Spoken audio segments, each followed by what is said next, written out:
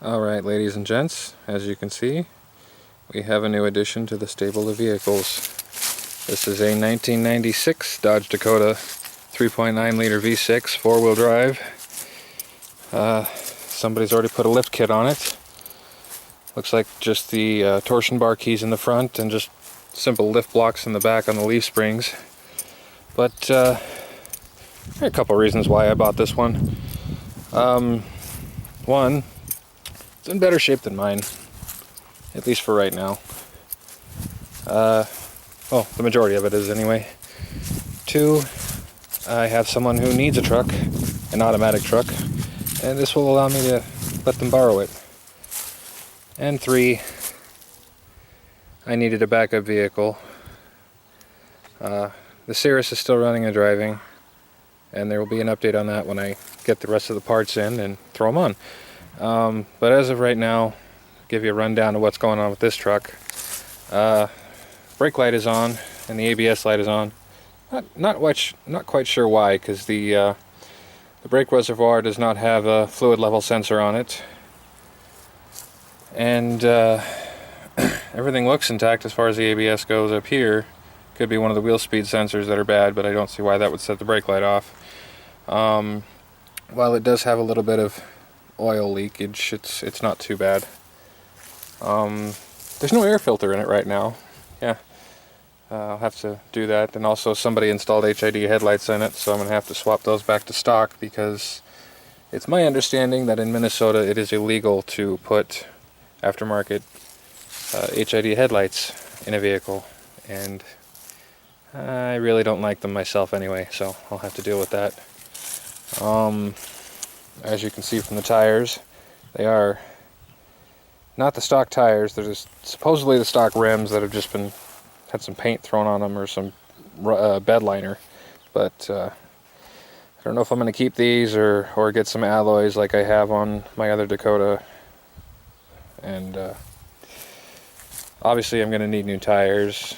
Going to need to figure out exactly how I'm going to adjust the camber to fix that problem, and then some other steering issues. But yeah, the three biggest problems I have right now is I have no brake lights because somebody has fudged around with the wiring in the back.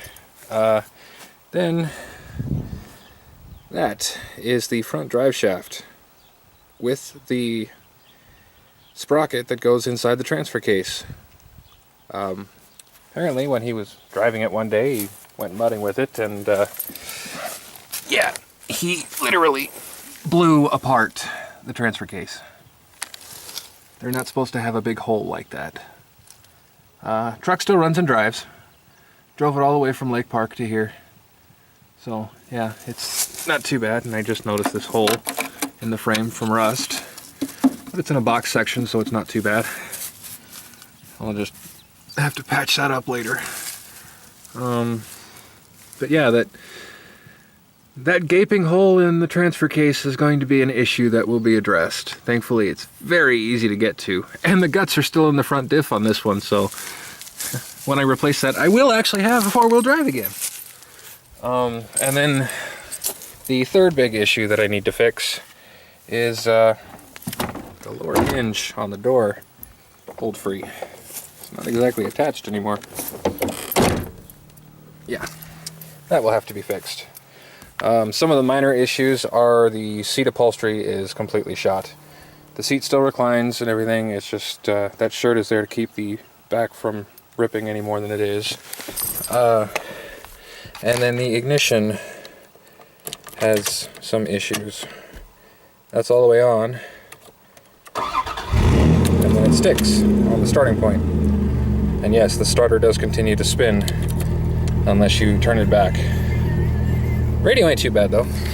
Better than the one in my other truck, and I'm not saying that it's better quality, but it doesn't have the wiring issues that mine does.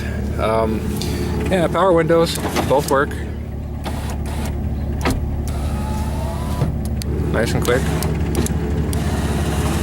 Power locks, power mirrors, overdrive automatic transmission, fluid level sensor for the washer. There you can see the brake lights are on.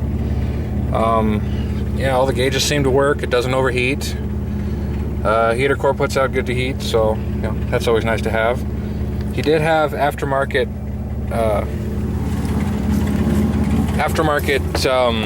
fog lights wired onto this, but they were wired incorrectly, so they blew up. So he had to take them out. But yeah, this is the engine running, and as you can hear, it's actually fairly quiet. The reason that the truck sounds so loud is because he did a muffler delete. Back here, took the muffler off and just welded in a Y pipe after either a glass pack or resonator. I'm not sure what that is. The muffler used to go right in this area, so I will have to cut that out and put a muffler with dual outlets on it so I can keep the dual exhaust, or run the factory setup back in there. I'm not sure which I'm going to do yet. But that is the update for the channel about the newest member of my stable of automotive, well, I won't say excellence, but most of them still move. We'll go with that.